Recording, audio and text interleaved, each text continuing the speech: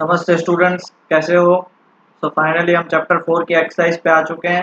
आज इस चैप्टर 4 को ख़त्म कर रहे हैं, बहुत टाइम से चल रहा है। ठीक है, तो स्टार्ट करते हैं। पहला ही क्वेश्चन काफ़ी सिंपल क्वेश्चंस है, स्टार्ट कर लेते हैं सॉल्व करना। क्या दिया हुआ है? State for each of the following physical quantity is a vector और स्केलर। सो वॉल्यूम क्या है? वॉल्यूम आपका स्केलर है या वेक्टर है? एक काम करते हैं, दो ही तो चीज़ लिखने हैं, स्केलर और वेक्टर लिख लेते हैं। यहाँ पे हम लिखते हैं स्केलर और नीचे लिखते हैं वेक्टर। बताओ, वॉल्यूम स्केलर या vector? Scalar. Mass scalar. Speed scalar, because speed only has magnitude. Acceleration vector. ठीक है। Density mass upon volume, mass और वॉल्यूम दोनों स्केलर है, सो डेंसिटी भी क्या हो जाएगी? स्केलर हो जाएगी। Number of moles scalar, number of moles scalar. फिर वेलोसिटी वेक्टर क्वांटिटी। फिर एंगुलर फ्रीक्वेंसी क्या होगा? Scalar. Angular frequency scalar, one upon time period. Okay. और फिर डिस्प्लेसमेंट वेक्टर, और एंगुलर वेलोसिटी वो भी वेक्टर। वेलोसिटी जब भी आए वो वेक्टर ही होगा। क्लियर हो गया? पक्का? चलो आगे बढ़े बेटा। नेक्स्ट क्वेश्चन क्या दिया हुआ है? Pick out the two scalar quantities in the following list. तो फोर्स नहीं है, एंगुलर मोमेंटम नहीं है, वर्क है, करंट स्केलर है, linear momentum vector, electric field vector, average velocity vector, magnetic moment vector, relative velocity vector. तो answer दो ही होंगे, एक वर्क और दूसरा करंट। क्लियर हो गया? पक्का? चलो आगे बढ़ते हैं। नेक्स्ट क्वेश्चन देखो तो, pick out the only vector, temperature scalar, pressure scalar, impulse को छोड़ देते, time scalar, power scalar, total path length scalar, energy scalar, gravitational potential scalar, coefficient of friction scalar, charge scalar। तो only जो vector quantity है वो है impulse. Impulse हम आगे के 4, 5th और 6th चैप्टर में पढ़ेंगे। क्लियर हो गया? इजी। चलो नेक्स्ट क्वेश्चन की तरफ बढ़ते हैं आगे। क्या दिया हुआ? State with the reason. Answer 1, state with the reason whether the following algebraic operation, algebraic operation मतलब प्लस माइनस और ये सब करना, with scalar and vector are meaningful और not. Adding any two scalar, no. क्यों पता है? अगर मान लो एक टाइम है और एक मास है, दोनों को ऐड कर सकते हैं? No, because they may be different scalars, so only same scalars can be added। ठीक है, तो यहां पे तो एडिंग एनी टू स्केलर बोला। दूसरा, adding a scalar to a vector of the same dimension, scalar और वेक्टर दोनों सेम डायमेंशन के, क्या आएगा? No, because vector is only added to vector and that also by law of vector addition. तीसरा, multiplying any vector by scalar, yes. For example, force is equal to mass into acceleration. तो देखो, मास क्या है आपका? Scalar, और acceleration क्या है? Vector. Fourth, multiplying any two scalars, yes. Multiplying any two scalars, for example क्या लिख सकते हैं? वर्क। हाँ, for example work is equal to power into time. ठीक है। Fifth, adding any two vectors, yes.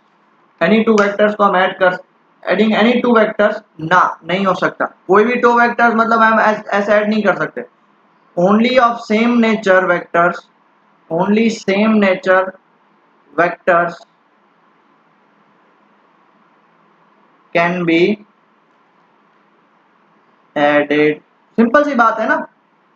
अब मान लो हमने अभी देखा इंपल्स भी वेक्टर है और डिस्प्लेसमेंट भी वेक्टर, दोनों को ऐड कर सकते हैं? ना जी ना। Adding a component of vector to the same vector, adding a component of the vector to the same vector, अगर एक कंपोनेंट ऑफ वेक्टर है उसके सेम वेक्टर को ऐड कर सकते हैं? नो। क्यों? बिकॉज उसको ऐड करने के लिए हमें क्या यूज करना पड़ेगा, ओनली यूजिंग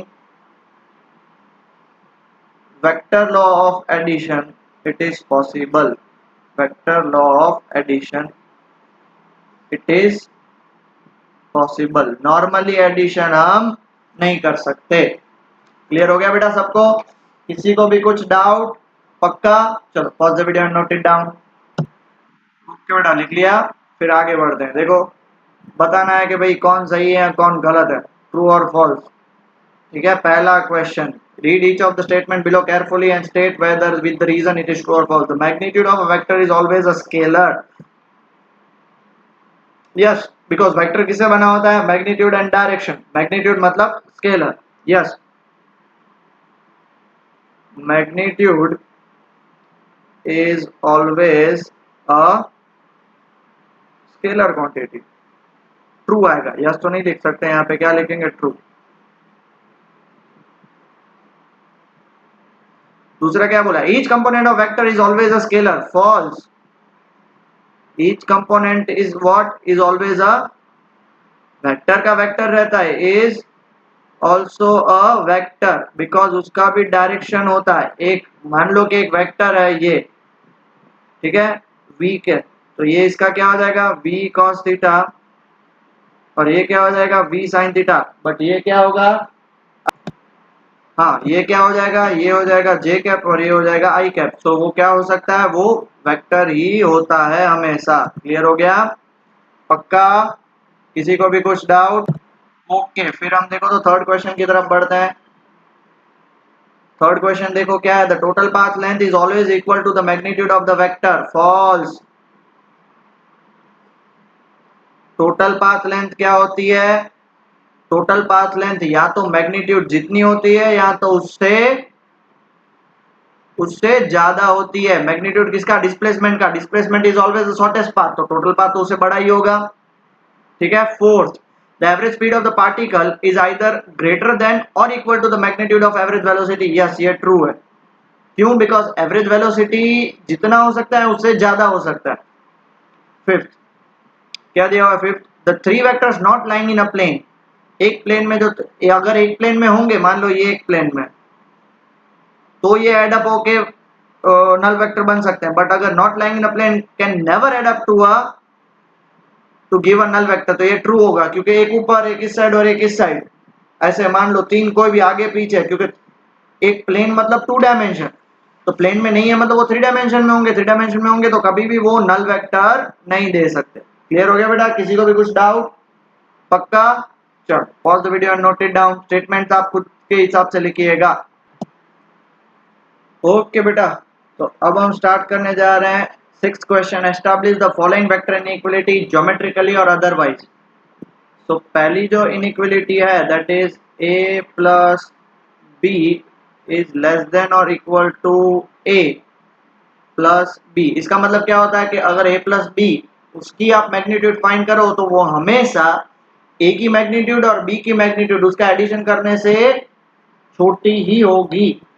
ओके, या उसके जितनी होगी या उससे छोटी होगी। Let us prove. प्रूव करने के लिए सबसे पहले आपको तो ये फाइंड करना पड़ेगा, a plus B is equal to, इसका फॉर्मूला क्या होता है, क्या होगा इसका फॉर्मूला, किसी को पता है बेटा? A square plus B square plus two A B cos theta. ये फॉर्मूला किसी को डाउट? तो हमें फाइंड क्या करना है कि now a plus b will be maximum if theta is equal to 0। मतलब ये cos theta is equal to क्या हो जाएगा, cos theta is equal to 1 हो जाएगा। ये कंडीशन जरूरी है, cos थीटा क्या हो जाएगा, 1 हो जाएगा, ये कंडीशन जरूरी है। तो इसका मतलब ये यहाँ पे क्या हो जाएगा, a plus B is equal to under root, तो ये cos थीटा चला जाएगा, तो a square plus B square plus 2ab, ये किसका फॉर्मूला बनेगा, a प्लस बी के होल स्क्वायर का। तो जब अगर आप होल स्क्वायर हटाओगे तो ये क्या बन जाएगा, a प्लस बी, बट यहाँ पे साइन किसकी आ जाएगी, इनइक्वलिटी की। तो आप बोलोगे सर क्यों इनइक्वलिटी आई, तो थोड़ा सा दिमाग दौड़ाओ, खुद से आप दिमाग दौड़ा सकते हो कि भाई यहाँ पे भी मैंने, हाँ थोड़ा सा दिमाग दौड़ाओ बेटा कि अगर आप दोनों को इंडिविजुअली ऐड करोगे या तो वो a प्लस बी के जितना हो सकता है, या तो a प्लस बी से हमेशा ज्यादा ही होगा, बिकॉज वो किस पे डिपेंड करेगा, थीटा पे। तो ये मैक्सिमम कब होगा, जब थीटा 0 डालोगे तब, बाकी हमेशा टाइम a प्लस बी ही ज्यादा होंगे। a प्लस बी मान लो दोनों के बीच में 60 डिग्री है, लेते हैं ठीक है ना। अगर a की वैल्यू, a की मैग्नीट्यूड है 5, b की मैग्नीट्यूड है 6। अब आप a प्लस बी को फाइंड करो और दोनों के बीच में एंगल है 60 डिग्री। a प्लस बी है ना, वो हमेशा 11 से कम ही आएगा। नक्की है, आप ट्राई कर सकते हो। समझ में आ गया? पक्का? अब ये क्लियर हुआ बेटा सबको? श्योर, इसलिए मैंने आपको पहले से बता दिया। डन? चलो जल्दी से लिख लीजिए।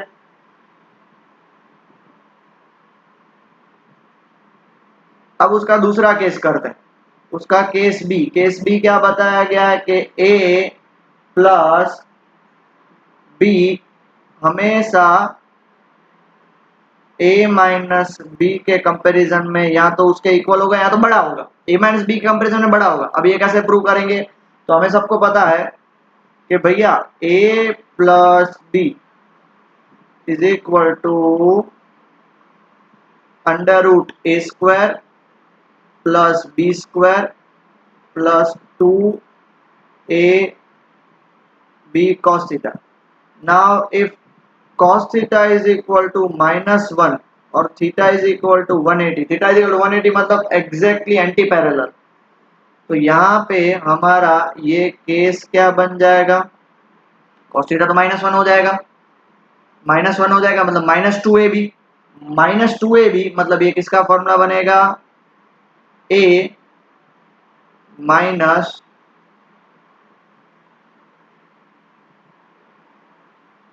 ये फॉर्मूला बनेगा a माइनस बी का होल स्क्वायर।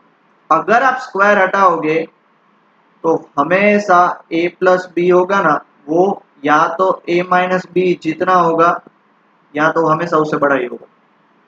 आप ट्राई कर सकते हो, ट्राई कर सकते हो। अगर माइनस करना है ना, लेट अस माइनस, मान लेते हैं हमारे पास एक है a की वैल्यू 5 और b की वैल्यू है हमारे पास 4, तो a माइनस बी कितना होगा, 1 होगा ना। अब a प्लस बी उसकी मैग्नीट्यूड फाइंड करो, कितना होगा, 5 का स्क्वायर 25, 4 का स्क्वायर 16, और मान लेते हैं दोनों के बीच में एंगल है 60 डिग्री। तो 2 5 4 एंड cos 60 होता है हाफ, ये कैंसिल हो जाएगा। तो 25 प्लस 16 माइनस 20, तो ये कितना हो जाएगा, √21। तो √21 तो 1 से तो हमेशा बड़ा ही होगा। हो गया प्रूफ? हो गया प्रूफ? पक्का? किसी को भी कुछ डाउट नहीं है ना कि सर कहाँ से आया प्रूफ? क्लियर? किसी को भी कुछ डाउट नहीं है ना बेटा, प्रूफ कहाँ से आया? डन? ओके, तो जल्दी से लिख लीजिए बेटा, जल्दी से। ओके, अब हमें क्या फाइंड करना पता है, a माइनस बी वाला। तो मान लेते हैं theta is the angle between a and b, ठीक है, theta is the angle between a and b। जैसे इसको मानता हूं मैं a,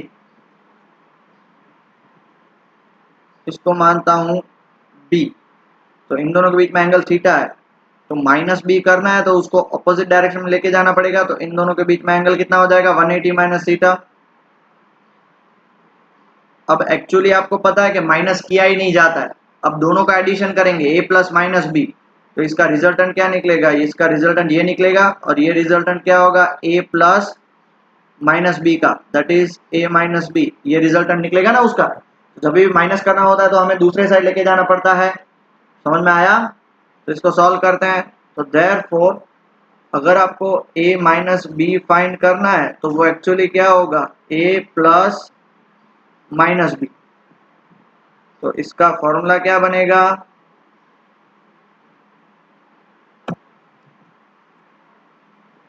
a square plus minus B square plus 2a minus B cos, दोनों के बीच में एंगल कितना हो जाएगा, 180 माइनस थीटा, क्योंकि a और माइनस बी के बीच में चाहिए, a और b के बीच में नहीं चाहिए। तो इसका आंसर क्या आएगा, इसका आंसर आएगा आपका, ये तो रहेगा हमारे पास a स्क्वायर माइनस बी का होल स्क्वायर मतलब ये हमारे पास वापस क्या रहेगा, बी स्क्वायर। क्लियर।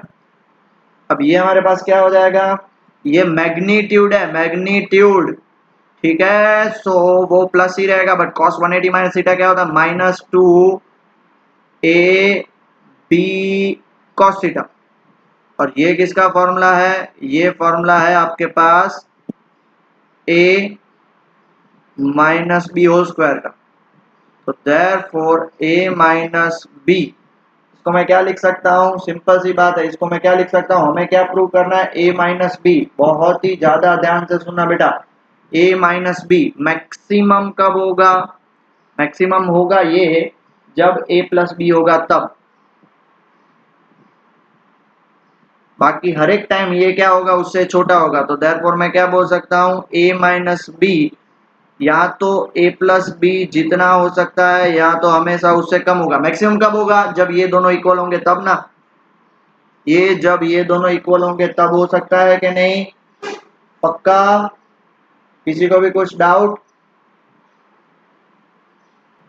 हाँ देखो, एक चीज छोटी सी मैं आपको बताना भूल गया, और वो है कि भाई हमें दोनों को मैक्सिमम करना है, तो इसको थोड़ा सा हम एलिमिनेट कर लेते हैं। इसको थोड़ा सा पहले हम एक चीज लिखते हैं, बहुत ज्यादा ध्यान से सुनना।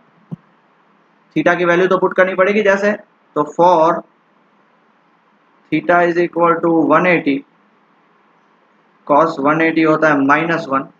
ठीक है, कॉस 180 -1 होगा, तो वो क्या होगा, मैक्सिमम होगा। कौन मैक्सिमम होगा, ए माइनस बी क्या होगा, मैक्सिमम। तो यहाँ पे आप चेक कर सकते हो, A square plus B square -2ab, cos theta की जगह -1, मतलब ये +2ab हो जाएगा ना। तो देयरफॉर आपका ये क्या हो जाएगा, a minus B maximum is equal to, कब मैक्सिमम होगा, तो ये किसका फॉर्मूला बन रहा है, A square sorry A plus B का होल स्क्वायर, और बाहर निकलेगा तो क्या हो जाएगा, ए प्लस बी। तो ये मैक्सिमम कब हो सकता है, ए माइनस बी, जब ए प्लस बी हो तब। बाकी हर एक केस में वो क्या होगा, हर एक केस में वो उससे छोटा ही होगा। बाकी मैक्सिमम कब होगा, जब वो दोनों इक्वल होंगे तब। बाकी ए प्लस बी हमेशा बड़ा होगा ए माइनस बी के कंपैरिजन में। क्लियर हो गया। चलो pause the video and note it down. और लास्ट केस हमारा डी केस, डी केस भी हमें वही फाइंड करना है, हमें फाइंड करना है A minus B is greater than और equal to A minus B, हमें ये फाइंड करना है। तो हमने अभी दिखा था कि ए माइनस बी हमारी उसकी वैल्यू क्या निकली थी, अभी हमने देखा था A square plus B square -2ab cos theta. तो हमें a माइनस बी क्या फाइंड करना है, यहाँ पे मिनिमम फाइंड करना है। तो अगर if theta is equal to 1 sorry theta is equal to 0 degree, तो cos थीटा क्या हो जाएगा, 1 हो जाएगा। cos थीटा 1 हो जाएगा, तो उसका मतलब a माइनस बी मेरा उस केस में मिनिमम हो जाएगा। क्यों मिनिमम हो जाएगा, उसका रीजन बताता हूँ। क्योंकि देखो ये पूरा आंसर क्या आएगा, नेगेटिव आएगा। बताता हूँ, देखो देख लो, A square plus B square -2a और b, तो तब हमारा a माइनस बी क्या हो जाएगा, मिनिमम। तो इसको मैं क्या लिख सकता हूँ, √a माइनस बी का होल स्क्वायर। देखो बीच में माइनस की साइन है ना, तो a माइनस बी आपका मिनिमम कब आ रहा है, जब वो a माइनस बी होगा तब। मतलब ये सबसे मिनिमम है, माइनस करे हो। बाकी हर एक केस में तो ये क्या हो जाएगा, हर एक केस में ये हो जाएगा a माइनस बी से बड़ा। प्लस के लिए क्या, वैसे ही माइनस के लिए क्या है। ठीक है, बहुत ही सिंपल सा क्वेश्चन है, ट्राई करिएगा, 1 2 3 बार वीडियोस देखिए, आपको क्लियर हो जाएगा। नहीं पता चला तो मुझे बताइएगा। ठीक है, चलो pause the video and note it down. Okay बेटा, नेक्स्ट क्वेश्चन हम 7th पे आ जाते हैं। अच्छे से 6th क्वेश्चन लिख लिया, right. Given a plus B plus C, A vector B vector C और वेक्टर डी सबका एडिशन 0 है, तो इनमें से कौन सा ऑप्शन सही है। पहले ए चेक करते हैं, A B C and D must each be a null vector, तो इट इज इनकरेक्ट। क्योंकि आप जानते हो कि बहुत सारे वेक्टर्स होते हैं जिनका एडिशन होके नेट नल वेक्टर भी आ सकता है। so to make a null vector it is not necessary that each vector should be null vector या जीरो वेक्टर। ठीक है, क्लियर हो गया। Next, the magnitude of a plus C equals the magnitude of b plus D. तो ये सही है। देखो अभी a प्लस सी मैं उसको एक ब्रैकेट में लिख रहा हूँ और b प्लस डी को दूसरे ब्रैकेट में लिख रहा हूँ। अब चाहे a प्लस बी करो या b प्लस ए करो, वेक्टर एडिशन हमेशा कम्यूटेटिव होता है। वो a प्लस बी करो या b प्लस ए करो, आंसर सही है। अब ये b प्लस डी को उस साइड लेके जाओ तो a plus C is equal to minus b plus D. तो इसका मतलब its magnitude is equal, its magnitude is same but direction is opposite। तो हमें तो मैग्नीट्यूड की बात चल रही है तो मैग्नीट्यूड तो सेम हो सकता है। यस, तो ये सही है। क्लियर हो गया। चलो जल्दी से लिख लो बेटा। ओके, सी पार्ट देखो तो the magnitude of A can never be greater than the sum of magnitude of B C and D. तो आपको पता है, देखो a plus B plus C plus D is equal to 0 है। अब ये b c और d उनको सब में को मैं दूसरे साइड लेके जाऊंगा तो a इज इक्वल टू क्या लिख सकता हूँ, minus B plus C plus D. तो इसका मतलब क्या हुआ, here a can be equal to b plus C plus D, but देख सकते हो इक्वल हो सकता है, डायरेक्शन ऑपोजिट तो इक्वल हो सकता है but can not be greater then it, can not be greater then it. आप चेक कर सकते हो, देखो यहाँ पे जो a है वो b plus C plus D के इक्वल हो सकता है, उससे ज्यादा तो नहीं हो सकता, भले डायरेक्शन उसका अलग जो भी हो d। और last, b plus C must lie in the plane of a and d। तो आपके पास देखो वापस a plus B plus C plus D सब मिलके 0 बना रहे हैं। तो इसको मैं ऐसे लिख सकता हूं, b plus C plus a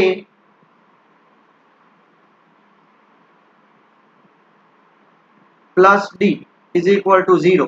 तो देखो b प्लस सी बी ये मेरा पहला वेक्टर, ये मेरा दूसरा वेक्टर और ये मेरा तीसरा वेक्टर, उन सबका आंसर क्या आ रहा है, 0 आ रहा है। तो for any vector addition to be null vector, उनका आंसर नल वेक्टर है।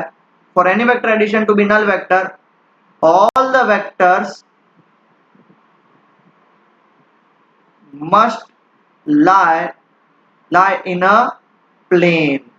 और वो भी कौन सी plane, in a same plane. Same plane में मतलब वो सेम प्लेन में होंगे। ऑल्सो दे, और क्या बोला है, and are not collinear and in the line of A and D, and also they might B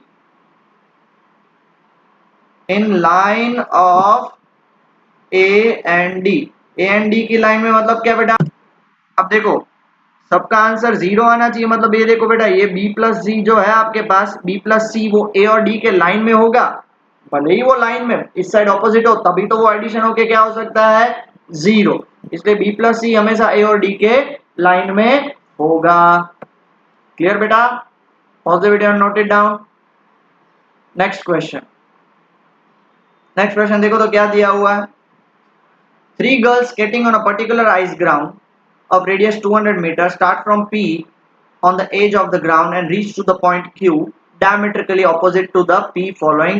P से स्टार्ट कर रहे हैं और Q पे पहुंच रहे हैं। लड़की A, लड़की B और तीसरी 3 गर्ल्स है ना, तो लड़की तीसरी लड़की कौन सी होगी, C होगी। ठीक है, दिया नहीं हुआ इसलिए मैंने लिख लिया। ओके, अब 3 लड़कियां P से स्टार्ट करके Q जा रहे हैं। देखो A ने ये पाथ फॉलो किया, B ने स्ट्रेट किया और C ने ये पाथ फॉलो किया। What is the magnitude of displacement vector for each? सुनना, displacement vector find करना। For which girl is this equal to the actual length of the path skate? What is meant by displacement?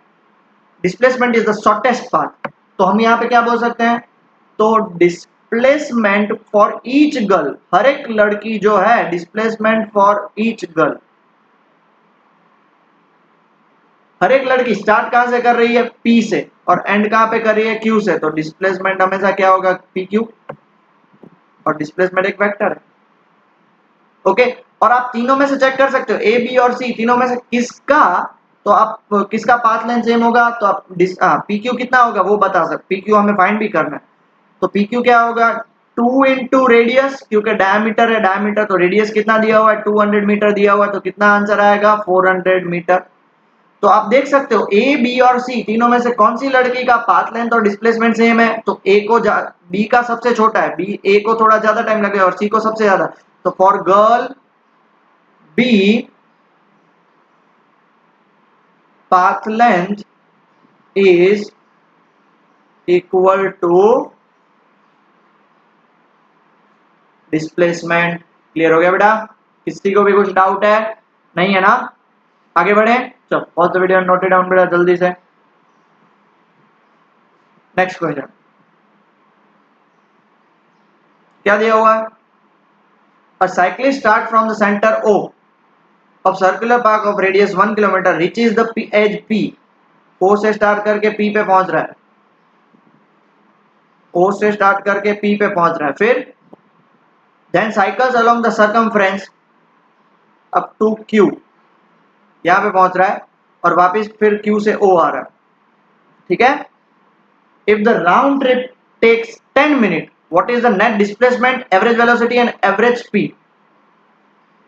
सबसे पहले A find करते हैं, net displacement, logical जवाब बताओ बेटा, net displacement कितना होगा, 0। क्यों, जहां से स्टार्ट किया वहां पे पहुंच गए, 0 हो गया। दूसरी बात, एवरेज वेलोसिटी, तो what is average velocity, average velocity मतलब displacement upon time, displacement upon time taken, displacement तो आपका 0 है, तो टाइम एवरेज वेलोसिटी भी क्या हो जाएगा, 0। And average speed, average speed क्या होता है बेटा, टोटल पाथ अपॉन टाइम। तो बेटा यहाँ पे टोटल पाथ कितना होगा, जल्दी से बताओ टोटल पाथ, तो सबसे पहले OP plus PQ plus QO upon total time कितना दिया हुआ है, 10 मिनट।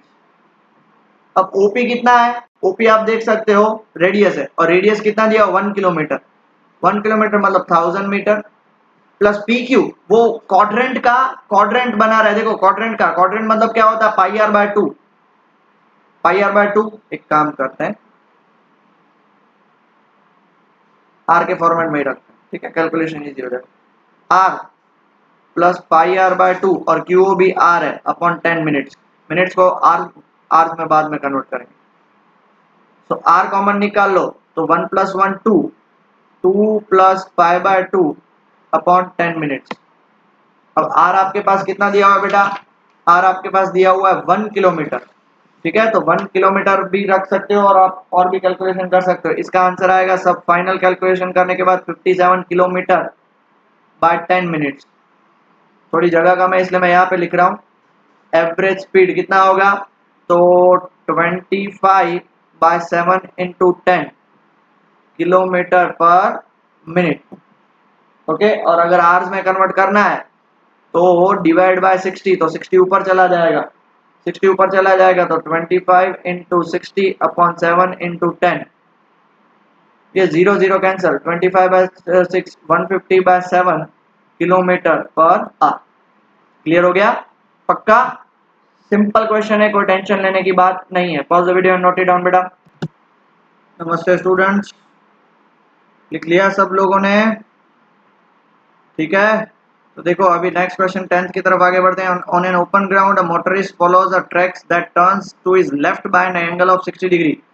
तो देखो यहाँ से वो स्टार्ट कर रहा है, आगे बढ़ा 60 डिग्री का टर्न, वापिस आगे बढ़ा, कितना आगे बढ़ा, आफ्टर एवरी 500 मीटर, तो देखो 500 मीटर गया, एक टर्न लिया, 500 मीटर गया मतलब ऐसे गया, ऐसे गया टर्न लिया, ऐसे गया टर्न लिया, ऐसे गया टर्न लिया, ऐसे गया टर्न लिया, ऐसे वो कंटिन्यूसली आफ्टर एवरी 500 मीटर वो क्या करता जा रहा है, वो आफ्टर 500 मीटर टर्न लेता जा रहा है, ठीक है।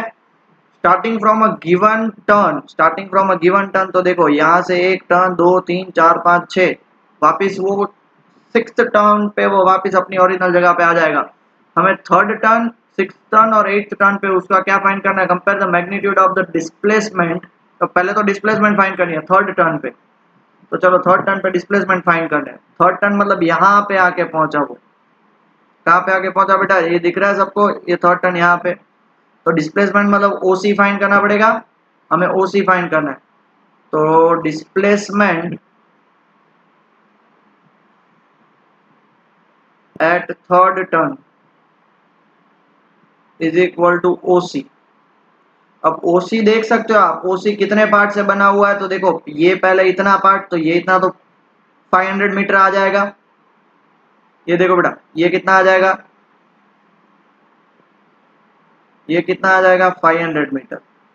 अब हमें ये फाइंड करना है, तो ये जितना इक्वल होगा वही उतना इक्वल होगा। तो इन ट्राइंगल, ये ट्राइंगल देख सकते हो, ये ट्राइंगल में आप अप्लाई करो तो कितना आएगा, ट्राइंगल में ये 60 डिग्री है और आपके पास क्या गिवन है, हाइपोटेनस गिवन और एडजेसेंट फाइंड करना है। तो cos 60 degree is equal to क्या होगा, cos 60 degree is equal to adjacent, that is जो हमें फाइंड करना है उसको मान लो x लेता हूँ, अपॉन हाइपोटेनस 500, तो cos 60 होता है half is equal to x by 500। तो x की वैल्यू कितनी हो जाएगी 250 मीटर। तो x की वैल्यू 250 मीटर हो गई। तो हमें क्या फाइंड करना, OC is equal to 250 plus ये कितना होगा 500 प्लस ये कितना होगा 250। तो कितना लिख सकते हो 1000 मीटर।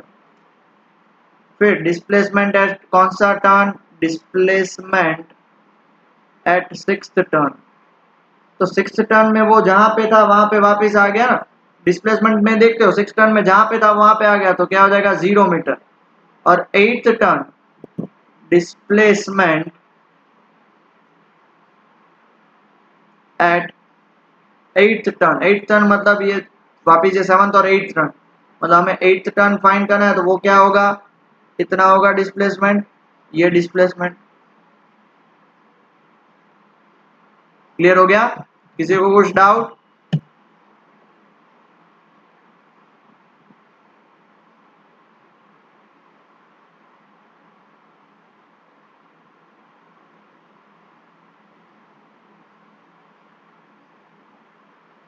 ओके, तो डिस्प्लेसमेंट एट 8th टर्न के लिए थोड़ा सा कॉम्प्लिकेशन है, ऐसा कुछ है, ठीक है। अब ये एंगल कितना होगा, थोड़ा सा अच्छे से बना देता हूं ताकि आपको क्लियर हो जाए। ध्यान से देखिएगा बेटा, ये ऐसा है, ये ऐसा है, ठीक है। यहाँ पे उसने 60 डिग्री का टर्न मारा ना, तो मतलब ये हो गया, तो ये पूरा 120 हो जाएगा। अगर मैं इसको डिवाइड कर दूं तो ये भी 60 और ये भी 60 हो जाएगा। अब मुझे तो ये और ये फाइंड करना है, ये मेरे पास है 500, ठीक है, तो ये हो जाएगा उसका 90। मेरे पास 60 के रिस्पेक्ट में क्या है, 60 के रिस्पेक्ट में मेरे पास क्या है, जल्दी से बताओ, हाइपोटेनस है, और मुझे फाइंड करना है उसका ऑपोजिट। तो डिस्प्लेसमेंट एट 8th टर्न जितना ये है उतना ही यही होगा। तो उसको मैं क्या बोल सकता हूँ, डिस्प्लेसमेंट एट 8th टर्न, इस ट्राइंगल में मैं अगर ट्रिग्नोमेट्री लगाऊंगा तो कितना आ जाएगा, sin 60 is equal to, sin 60 is equal to बताओ कितना होगा, sin 60 is equal to opposite जो मुझे फाइंड करना है उसको y अपॉन 500। तो y इज इक्वल टू क्या हो जाएगा 500 sin 60, तो 2 टाइम्स 500 sin 60 होगा। तो ये हो जाएगा 1000 इंटू √3/2। इसको कट कर दोगे तो आंसर आएगा 500√3 मीटर। क्लियर हो गया इतना, पक्का? जल्दी से pause the video and note it down. लिख लिया बेटा? अब यहाँ पे फाइंड करेंगे पाथ लेंथ। पाथ लेंथ सबसे पहले कहाँ पे फाइंड करेंगे, 3rd टर्न पे फाइंड करेंगे। 3rd टर्न पे पाथ लेंथ कितनी होगी, 500 500 और 500 1500 मीटर हो जाएगी, 1500 मीटर। फिर फाइंड करेंगे 6th टर्न पे, 6th टर्न पे पाथ लेंथ कितनी हो गई, 500 500 500 500 500 6 टाइम्स, मतलब कितनी हो जाएगी 3000 मीटर। और 8th टर्न पे कितनी हो जाएगी, 8th टर्न पे तो 3000 तो हो ही गया, और 1000 मीटर वो ट्राई करेगा, वो ट्रैवल करेगा, तो 4000 मीटर आंसर आ गया। और आपको कंपेयर करना है, कंपेयर करना है मतलब इन दोनों को क्या कर दो, डिवाइड कर दो, वो मैं आप पे छोड़ रहा हूँ। क्लियर हो गया, 1500 बाय 1000, 3000 बाय 0 वो कंपेयर करने के लिए, और फिर क्या होगा 4000 बाय ये जो कंपेयर करना है वो। क्लियर हो गया, पक्का? चल pause the video and note it down बेटा जल्दी से। नेक्स्ट क्वेश्चन क्या दिया हुआ? Passenger arriving in a new town wishes to go from station to a hotel located 10 kilometre away on a straight road, सीधा रोड, स्टेशन से सीधा road. But जो गाड़ी वाले होते हैं, अगर आप न्यू टाउन में जाते हो तो गाड़ी वाले आपके साथ क्या करते हैं? मजाक करते हैं, घुमा घुमा घुमा, क्योंकि मीटर बढ़ता जाएगा, मीटर बढ़ता जाएगा। उसे क्या लेके गया? 23 किलोमीटर लॉन्ग लेके गया और वो 28 मिनट में पहुंचा। ठीक है, तो what is the average speed? तो सबसे पहले एवरेज स्पीड फाइंड करनी है। Average speed is equal to distance travelled upon time taken. Distance travelled upon time taken. Distance कितना ट्रैवल किया? 23 किलोमीटर। और टाइम कितना लगा उसे? 28 मिनट। तो हमें क्या फाइंड करना है? 23 किलोमीटर अपॉन 28 मिनट। तो इसको हम आवर्स में कन्वर्ट कर देंगे। 28 डिवाइड बाय 60 हो गया। इसको कट कर दो, इसको 4 से कट करो, मतलब ये 15 और ये 7। तो देयरफॉर 23 इंटू 15 डिवाइड बाय 7। जल्दी से मुझे कैलकुलेशन करके बताओ। 49.3 किलोमीटर पर आवर आया। हमें दूसरा फाइंड करना है the magnitude of average velocity. Average velocity कितनी होगी? Average velocity is equal to displacement upon time.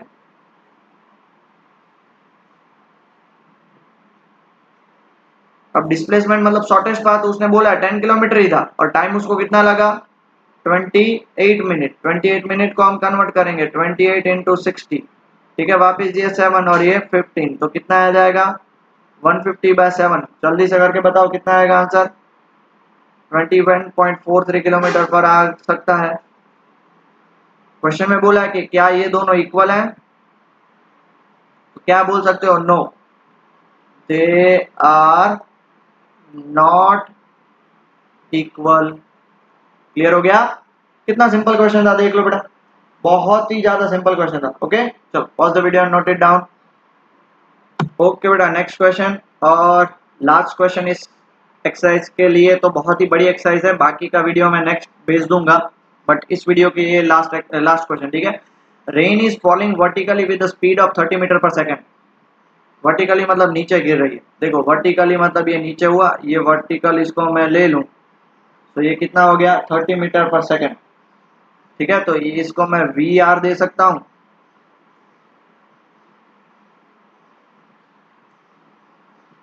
Colour change कर लेते हैं ताकि आपको अच्छे से दिखे। इसको मान लेता हूँ, चलो वर्टिकल, और ये हो गया मेरा वी आर। कितना हो जाएगा? 30 मीटर पर सेकेंड। और क्या बोला है? And a women rides a bicycle with the speed of 10 metre per second in north to south direction. इसको मैं नॉर्थ मानता हूँ, इसको south, north to south direction में। ओके, तो आप बोले सर ये नॉर्थ टू साउथ ऊपर नीचे नहीं होता है? बेटा जब आप रोड पे जाते हो ना, रोड मान लो ऐसे जाते हो, ऐसे जाते हो, नॉर्थ साउथ ऐसे होता है, वर्टिकल ऐसा है, तो ये वर्टिकल है और नॉर्थ साउथ ऐसा है, वर्टिकल नॉर्थ साउथ। समझे? आप थोड़ा सा दिमाग दौड़ाओ। हाँ, ये नॉर्थ टू साउथ डायरेक्शन में, उसकी स्पीड कितनी है? इधर उसकी स्पीड है, वेलोसिटी ऑफ वुमेन कितनी है? 10। वेलोसिटी ऑफ वुमेन कितनी है उसकी? 10 मीटर पर सेकंड। और क्या बोला? What is the direction in which she should hold her umbrella. Umbrella उसको कैसे पकड़नी पड़ेगी? तो ऐसे क्वेश्चन हमने थर्ड चैप्टर में भी देख लिए थे। सबसे पहले तो मैं लिखता हूँ कि भैया इसको मैं ओरिजिन नाम दे देता हूँ। ये हो गया मेरा बी, ये हो गया मेरा ए, ये हो गया मेरा बी। वी डब्ल्यू है तो इस साइड वो क्या हो जाएगा? माइनस वी डब्ल्यू हो जाएगा। इसको मैं नाम देता हूँ सी। अगर इसको आप एक्सटेंड करोगे और इसको एक्सटेंड करोगे, ठीक है, इसको अगर आप एक्सटेंड करोगे तो ये उसका क्या हो जाएगा? ये उसका रिजल्टेंट हो जाएगा। रिजल्टेंट मतलब ये आपका क्या होगा? वी आर डब्ल्यू, मतलब वेलोसिटी ऑफ रेन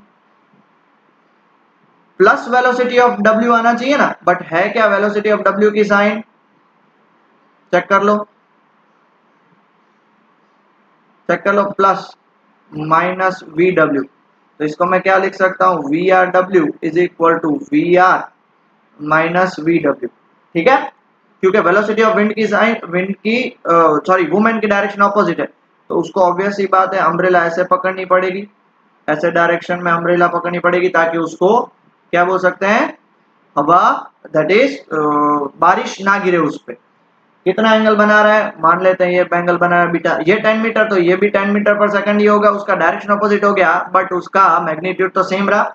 तो सबसे पहले लिख लेते हैं O A is equal to V W is equal to कितना है 10 मीटर पर second, that is it is velocity of women. ठीक है, कहाँ पे डायरेक्शन है, इसका डायरेक्शन है ड्यू साउथ। फिर क्या लिख लेंगे ओ सी, ओ सी क्या होगा, well minus V W 10 metre पर सेकंड, उसका डायरेक्शन क्या होगा ड्यू नॉर्थ। फिर O B direction of rain, V R कितना है 30 मीटर पर सेकंड, कहाँ पे है ये, कहाँ पे कौन सी साइड आएगा, ये आएगा डाउनवर्ड, वर्टिकली डाउनवर्ड। तो अब हमें क्या फाइंड करना है, अब हमें फाइंड करना है देयरफॉर हमें फाइंड करना है, इसको मैं डी नाम दे दूं, ओडी। ओडी कितना होगा बेटा जल्दी से बताओ, ओडी होगा आपका V R plus minus V W, दोनों के बीच में एंगल देखो, ओसी और ओडी के बीच में एंगल तो 90 डिग्री है, सो डायरेक्ट आप ऐड कर सकते हो, V R minus V W कितना लिख सकता हूं, तो देयरफॉर इसको मैं वी आर डब्ल्यू भी लिख सकता हूं जो मैंने यहाँ पे लिखा था। तो आपका वी आर डब्ल्यू, अगर मुझे मैग्नीट्यूड फाइंड करनी होगी तो क्या करना पड़ेगा, वी आर का स्क्वायर प्लस वी डब्ल्यू का स्क्वायर होगा, तो दोनों का एडिशन ही, और उसकी भी मैग्नीट्यूड का एडिशन। वी आर का मैग्नीट्यूड क्या है 30 मीटर पर सेकंड स्क्वायर, और वी डब्ल्यू का क्या है 10। अब लोग सर ये कहां से आया, क्या करते जा रहे हो, कुछ पता नहीं चल रहा बेटा। तो ओडी क्या है आपका रिजल्टेंट है, किसका रिजल्टेंट, ओसी और ओबी का, किसका रिजल्टेंट है, ओसी और ओबी का रिजल्टेंट है ना। और रिजल्टेंट आप कैसे फाइंड कर सकते हो, उसकी मैग्नीट्यूड अंडर रूट मैग्नीट्यूड का स्क्वायर प्लस 2, दोनों की मैग्नीट्यूड cos थीटा, दोनों के बीच में एंगल कितना है 90, वो तो लिखेंगे नहीं, तो 30 का स्क्वायर 900, 10 का स्क्वायर 100, तो ये कितना हो जाएगा 1000। और अगर आपको 1000 मीटर वो भी रूट में, तो रूट में से बाहर निकालोगे तो 10 रूट 10 आएगा, 10 रूट 10 मतलब कितना आएगा, ये हो जाएगा 10 रूट 10, तो आंसर आएगा इसका 31.36 मीटर पर सेकंड। बट हमें एंगल तो फाइंड करना पड़ेगा, ये बीटा है तो ये भी क्या हो जाएगा बीटा हो जाएगा, तो देयरफॉर 10 बीटा, 10 बीटा देखो तो बीटा क्या होगा ऑपोजिट, ऑपोजिट मतलब क्या है वी डब्ल्यू है, 10 बीटा है opposite B D upon adjacent कितना होगा O B, so B D कितना है 10 और ओ बी कितना है 30, तो आंसर आएगा 1/3। तो देयरफॉर मैं बीटा को क्या लिख सकता हूँ 10 इनवर्स 1/3 विद वर्टिकल, ये लिखना जरूरी है, किसके रिस्पेक्ट में बना रहा है विद वर्टिकल। ओके क्लियर हो गया, किसी को भी कुछ डाउट बेटा।